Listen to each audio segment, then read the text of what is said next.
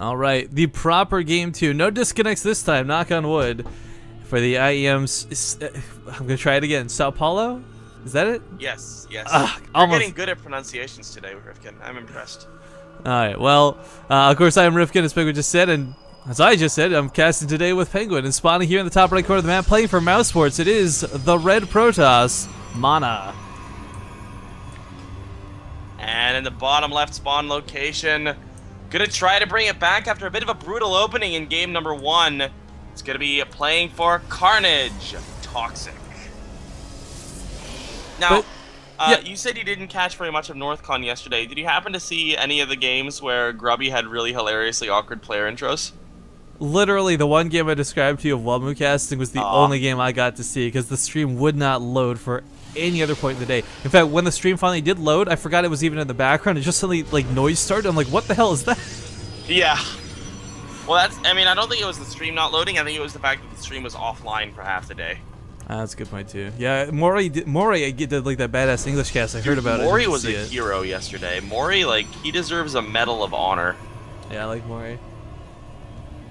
But one thing we were talking about before the game started, I kind of made a joke, but was also semi-serious about Penguin asking what I thought about the map for PvP, and I, of course, said I don't think it really matters, it's PvP. Now, joke part aside of that, realistically, depending on how things go, sometimes the map doesn't matter. Like, let's assume it was the same build from game number 1. Regardless of what the map is, there's no way you recover from that. So, in that respect, that's what... Ooh, probe just barely dodges the other probe. Bit of an awkward move out there from MaNa, but...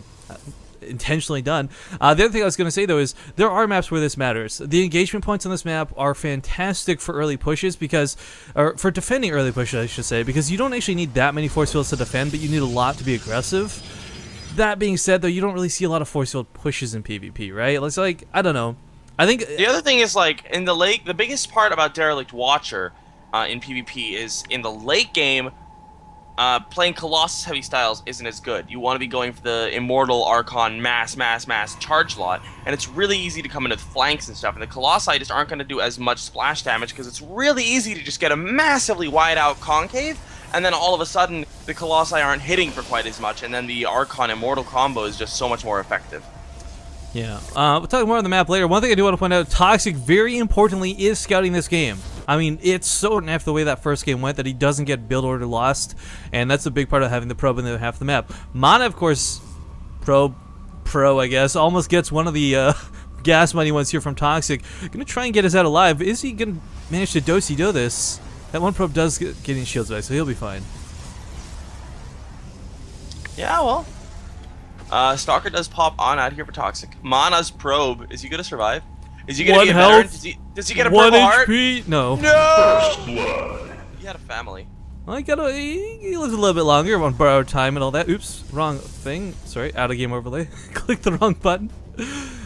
But of course, you know, MaNa is not, alright, he lost the probe, whatever. He got all the scouting he needed. He saw there was 2 gates, he saw the gas counts, he also saw that there was nothing tricky coming down, but what ToXiC is doing, putting that 3rd gateway, might try and overpower MaNa, but again, this is the same sort of situation where MaNa puts down, okay, not a Stargate, instead gonna go for the Twilight Council.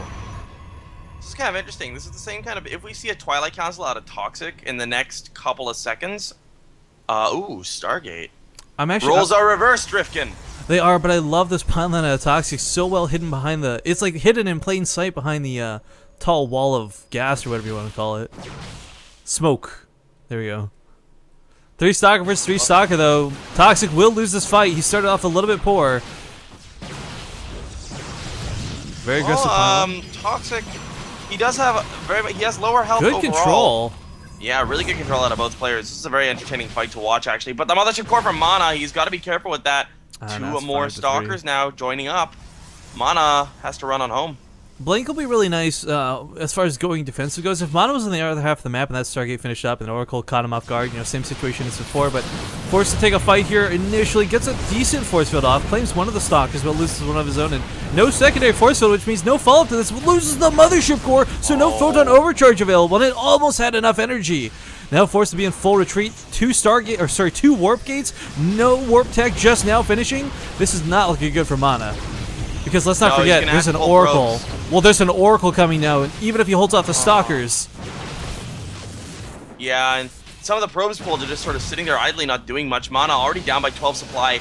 And ToXiC showing that he is capable of taking games off the best. MaNa here struggling, and it looks like ToXiC with some really nice control. It must be said, his control has been impeccable this game. Hey, even the he is soccer looking fight. to try to take this game very quickly. But all he has to do is keep the Stalkers here, away from the mineral line. That Oracle just flies right on in, and even if he loses the soccer fight, which he won't, MaNa will lose all his probes. But 23-14 all right, not a good spot. Still going to lose his own Stalkers, and with the Oracle coming in, MaNa might just end up tapping it right here. Good game, and that'll even it up 1-1.